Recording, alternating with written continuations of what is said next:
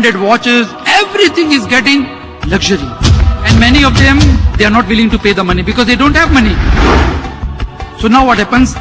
This economic system, conventional economic system, throws an impact in our personal lives. And we have depression, we have stress, we have divorces, we have suicides because of interest-based economy and extravagance. These two things are main reasons.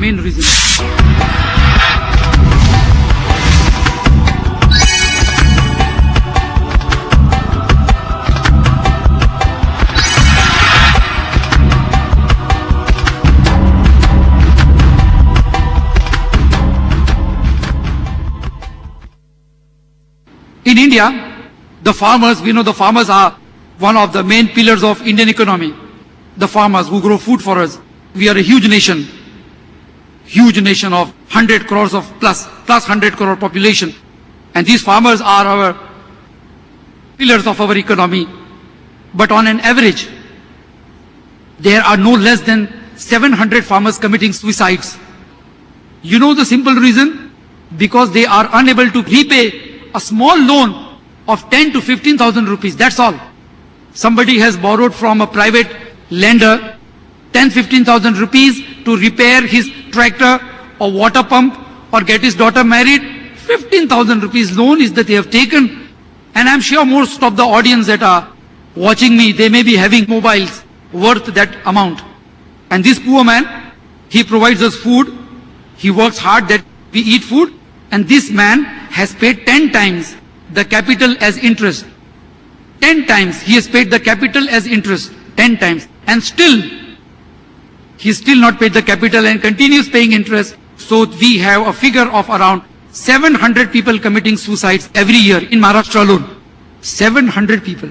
On an average, in India, 324 people commit suicide every day. And a majority of them because of financial reason. Somebody kills herself due to dowry, then someone because of debts, someone because of being default and being bankrupt. Various financial reasons people are committing suicide because of this interest-based economy. Many people are committing suicide. Same thing is in Japan. Japan, as compared to India, is less populated. But every year, 35,000 people on an average, they kill themselves because of pressure in financial dealings. They kill themselves. 35,000 people in Japan. This economy is headed towards a disastrous result. We are reaching a dead end very soon. Now let's see the other impacts of this global economy and this recession and this conventional economic system, whatever they call it.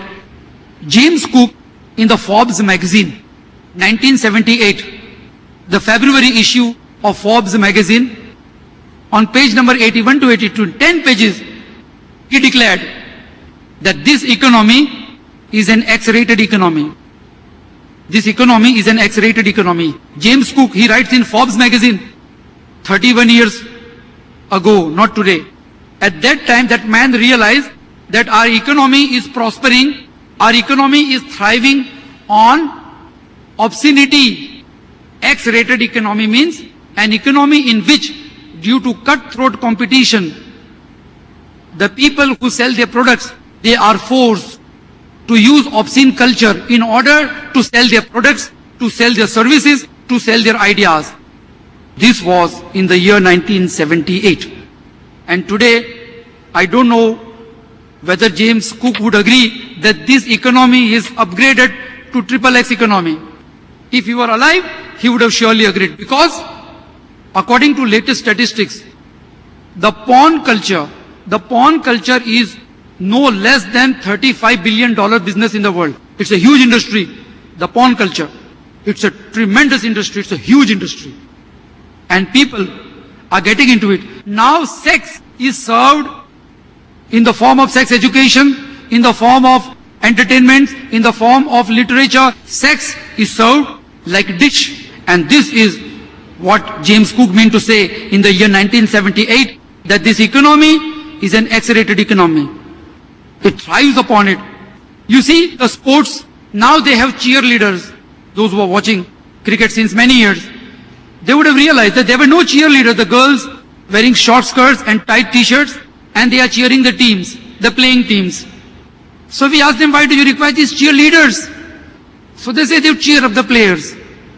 So up comes another question. A smart man had posted a question in one of the forums of NDTV. He said, we have 35,000 people in the stadium cheering the cricket team, and these girls, they don't know the rules, but because they are scantily dressed, obscenely dressed, so they are taken as cheerleaders. So see, this is where the economy is heading towards, obscenity.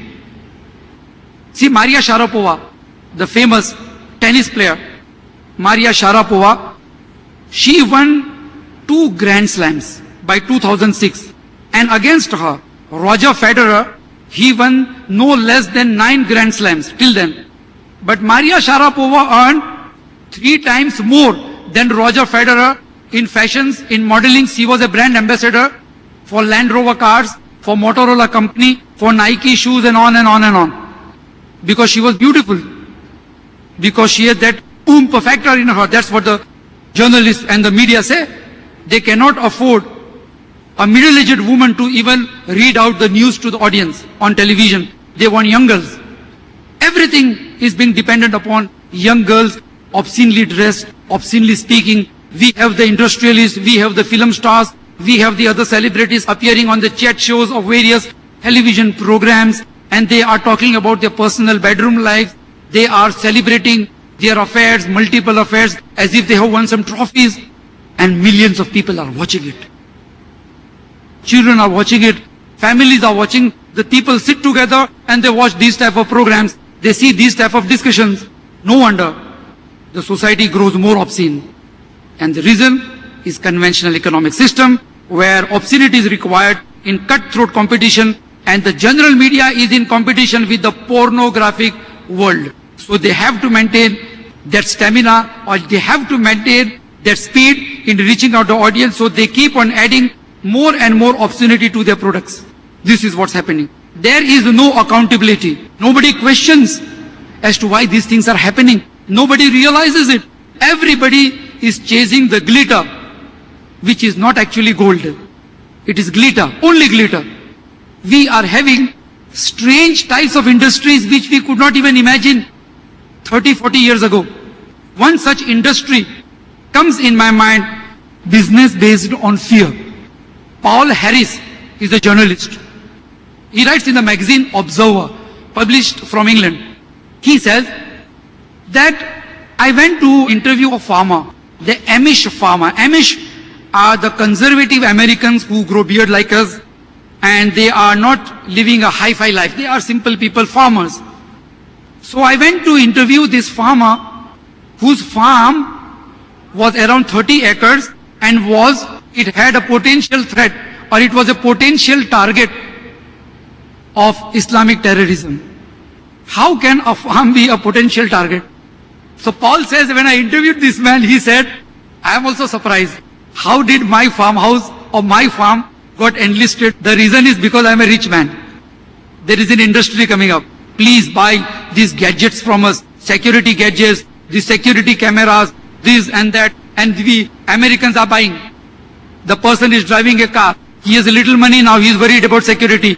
He is worried that some Islamic threat watching him from around the corner. People are terrorized by their own governments, by their own security agencies. The Americans are more terrorized by the governments rather than the Muslims or rather than Islam.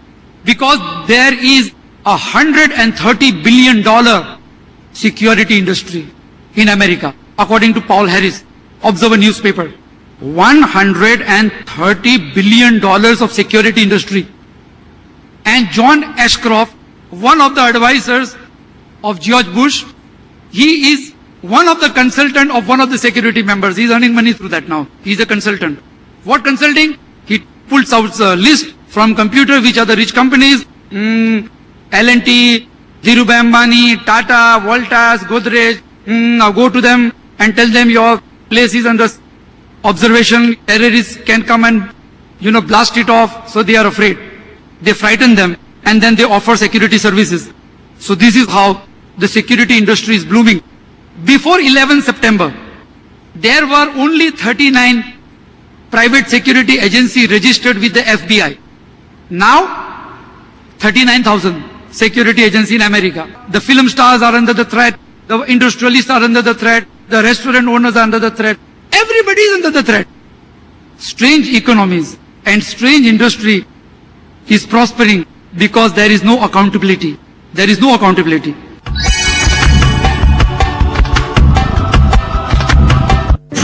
Dr. Jafar Idris, Asim Al-Hakim, Dr. Ahmad Ibn Saifuddin, Dr. Mamdouh Muhammad, Dr. Bilal Phillips, Salim Al-Amri, Hussein Yee. A group discussion between various world-renowned Islamic orators on various topics: Tawheed and Shirk, Halal entertainment, marriage issues, terrorism and jihad, and many more. Allah created us and He created our actions. I think on another level we need to address. Okay. Alhamdulillah, I got it. Islam under microscope, every Saturday at 7 p.m. Eastern Time and 4 p.m. Pacific Time on Peace TV.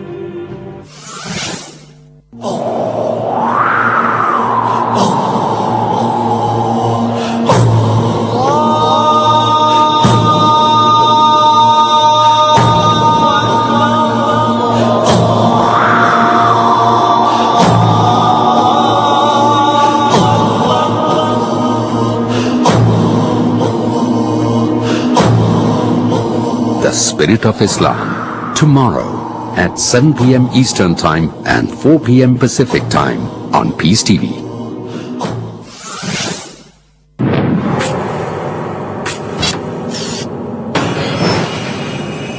Courage it takes to stand up for what you believe in. Courage it takes to be true and righteous. Courage it takes to dare and answer your questions, be they social, political, economic, educational, or religious. To get clear and convincing answers, test your courage and question me in Dare to Ask. Dare to Ask, next on Peace TV.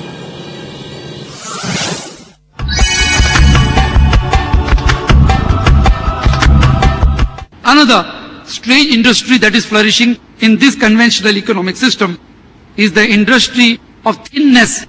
Some people may call it the diet industry.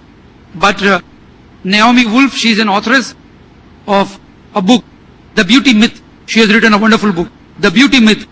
And this book was ranked as 25th best book of last century. 25th best book of last century. How many millions of books are published? The Beauty Myth. She says that this is not a diet industry. This is a thinness industry. This is a starvation industry. It is based upon starving people. And she is amazed to find out the facts from the surveys. She says that on an average, an American woman who is dieting, she is eating 1/3 less. The calorie intake is 1/3 less than a starving woman of Indian tribe. You know, we have a lot of starving women, the malnutrition children. The American woman who is dieting is eating 1/3 less than only 600, 700 calories that they are eating. And this industry, which makes people go hungry, which makes people go starve, this industry is no less than $35 billion industry. 35 billion industry. What are they serving? And there are hundreds of books published every year. How to control your weight. So, one other person commented in a newspaper article. He said, even if 10% of these books show result, then there are no needs for more books. Means there are no results. People don't get so thin. People get anorexic, and there are other diseases which people fall into because of this $35 billion Weight Watch industry. There are no less than 12,000 Weight Watchers centers. So people are spending money over there. And people are writing articles after articles. Nowadays in the feminine magazines of America and the West, and the trend has started coming to India. More articles are written on weight and diet control than on social problems. They should have focused on social problems. But they are promoting social problems, psychological disorders like anorexia, Then another strange industry which is flourishing under the umbrella of this conventional economic system is the cosmetic industry. The cosmetic industry in America, again I'm quoting America because it is considered to be one of the most prosperous economy. People look at them. They say China is adopting capitalism, that's why it is flourishing. We'll come to that later if we get time. So America, I'm putting examples of the most prosperous country, the country that glitters most. We are scrubbing it to see how much gold is there and how much fake gold is there. So this says the cosmetic industry is the largest spender in advertisement world.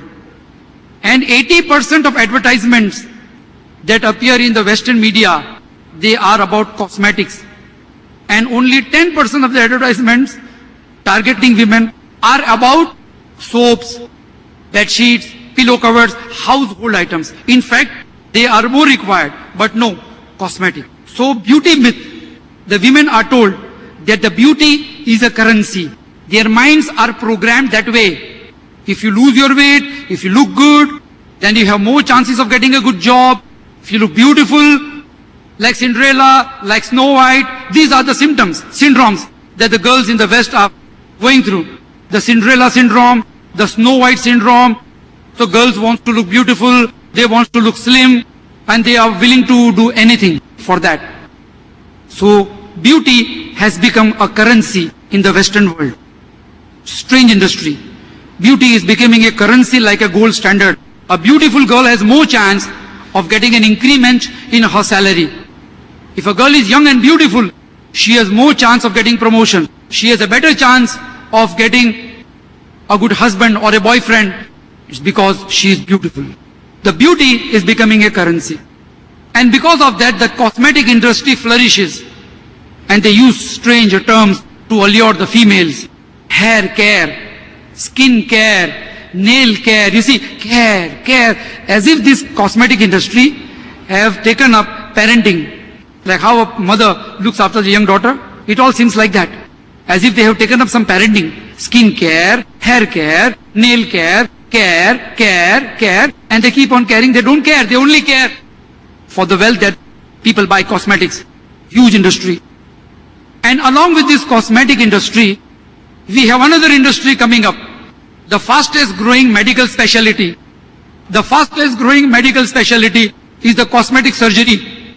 You are not happy with the shape of your nose? You are not happy with the shape of your nose? So come and under the knife of a surgeon. So he will give you a good shape. You want your cheeks to look like so-and-so heroine? So come. So they get, they are changing their faces and figures because they want to look good. They want to look young. People are afraid of getting old. The cosmetic surgery is one of the fastest growing medical specialties in the world. The trend has started in India as well. People are running after this glitter. Everybody wants to look good. Everybody wants to look richer than they are. And the advertisers, the marketers, the people who produce this type of goods, the bankers, the financial institution runners, all these people, they know that the people are programmed that way. So now they are out to rob your money in a legal manner. People think that we lost money or people are losing money only in the stock market. It is not like that. If you see the credit card system, if you see the things that you buy to maintain the standard of your life, if you see all these things, you will realize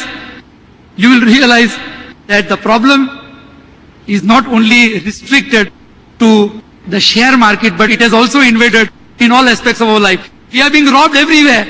You go to the malls for window shopping, but you come back with things which you don't wanted to buy, which you don't require. You have a house, single bedroom, hall kitchen, and your brother stays or your neighbor has a 2-bedroom hall kitchen. So your wife says we should also have 1 more bedroom extra. The children are growing up. So you are stressed. So you have to buy, so you take a loan. People are being allured. People are being offered dream houses and on and on and on. This economy is turning into the economy of robbers. Systematic legal robbery. Nobody can challenge them in courts because there is no accountability.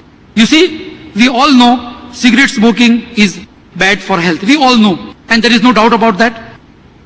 We all know.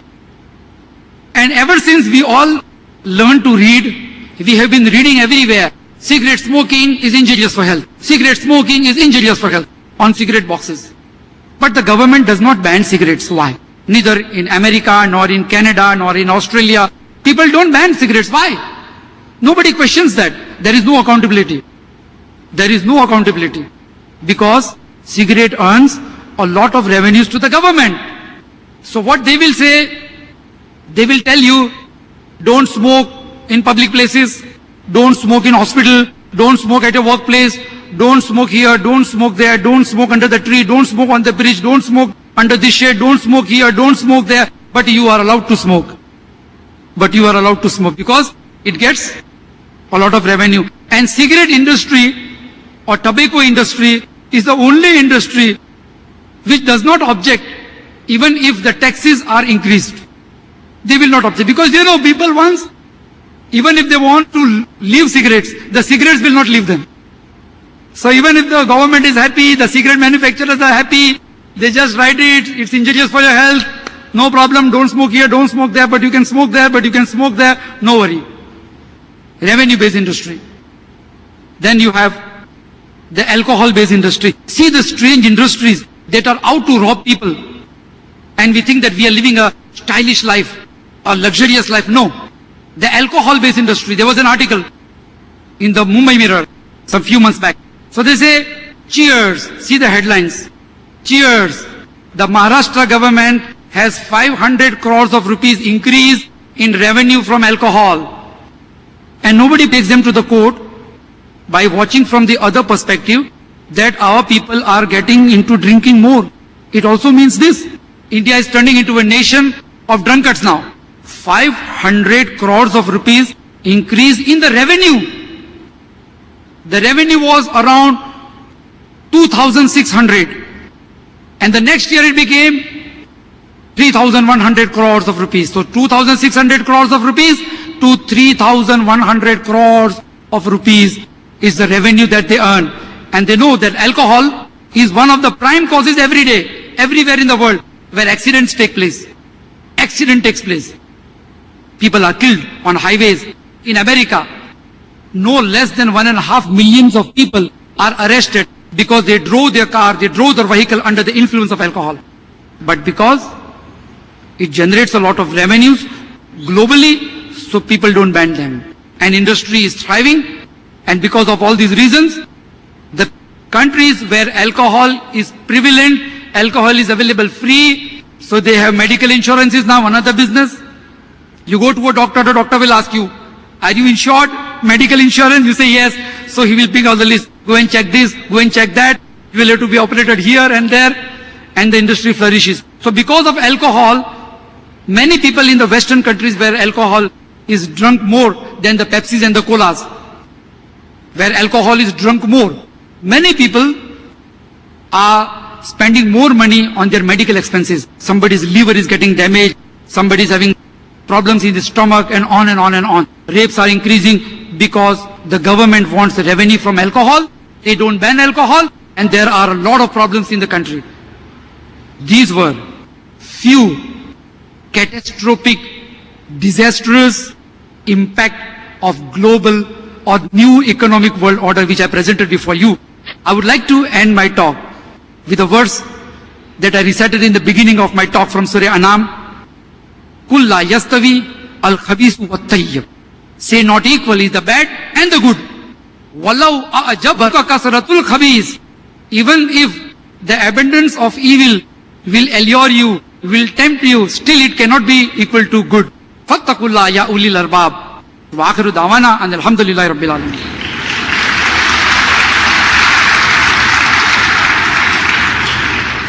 Jazakallahu khaira, Brother Nisar, for a very informative as well as a very insightful talk.